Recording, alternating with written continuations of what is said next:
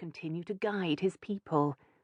The holy man kept the rest of his vision to himself, for the full meaning had yet to be revealed to him. And then he returned to his tepee to remember his vision with his dyes. On a soft deerskin hide, he painted a circle of buffalo. In the centre, he drew the mountain lion, making certain the colour of the animal's coat was just as white as he could recall, the colour of the eyes just as blue as a sky in summer. When the rendering was completed, he waited for the dye to dry, then carefully folded the skin and put it away. The dream continued to haunt the shaman. He'd hoped to be given some comforting message for his leader. Grey Eagle was grieving. The shaman knew his friend wanted to pass leadership on to a younger, more fit warrior. Since his daughter and grandson had been taken from him, the leader's heart hadn't belonged to his people. He was filled with bitterness and anger. The holy man could offer his friend little comfort, and no matter how he tried, he couldn't ease his anguish.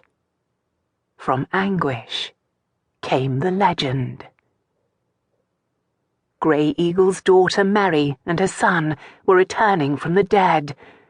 The Dakota woman knew her family believed both she and White Eagle had been killed. Grey Cloud, bastard leader of the tribe's outcasts, had deliberately provoked the battle near the river's edge. He'd left bits of Mary's clothing on the riverbank too, in hopes Mary's husband would believe his wife and son had been swept away with the others by the swift current. The tribe would still be in mourning. Though it seemed an eternity to Mary, it had actually only been 11 months since the attack. She'd kept careful count on her reed stick. There were 11 notches now. 2 more were needed to complete a full year by the Dakota reckoning. It was going to be a difficult homecoming. The tribe would welcome White Eagle back into the family. Mary wasn't worried about her son. He was, after all, first grandson of their chief, Grey Eagle. Yes, there'd be much rejoicing with his return to the fold. The fear, of course, was for Christina. Mary instinctively tightened her hold on her new daughter. "Soon, Christina," she crooned softly to the baby. "We'll be home soon." Christina didn't appear to be paying any attention to her mother's promise.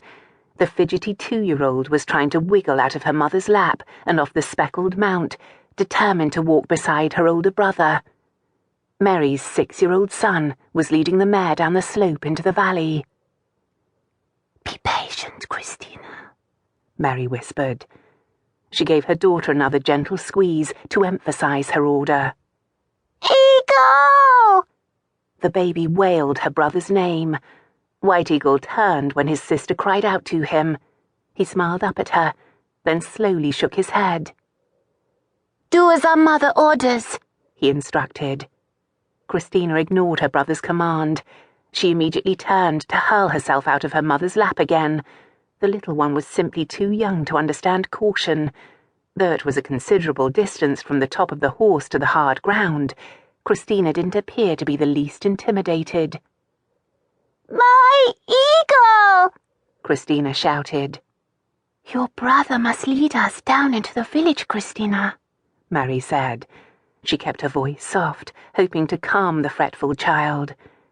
Christina suddenly turned and looked up at her mother. The little girl's blue eyes were filled with mischief. Mary couldn't contain her smile when she saw the disgruntled expression on her daughter's face. "My eagle!" the child bellowed. Mary slowly nodded. "My eagle!" Christina shouted again, frowning up at her mother. "Your eagle," Mary acknowledged with a sigh. Oh, how she wished Christina would learn to imitate her soft voice. Thus far, that lesson had failed.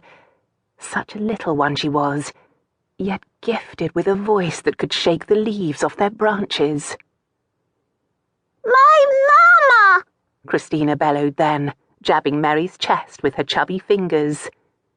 "Your mama," Mary answered. She kissed her daughter, then brushed her hand across the mop of white blonde curls framing the baby's face.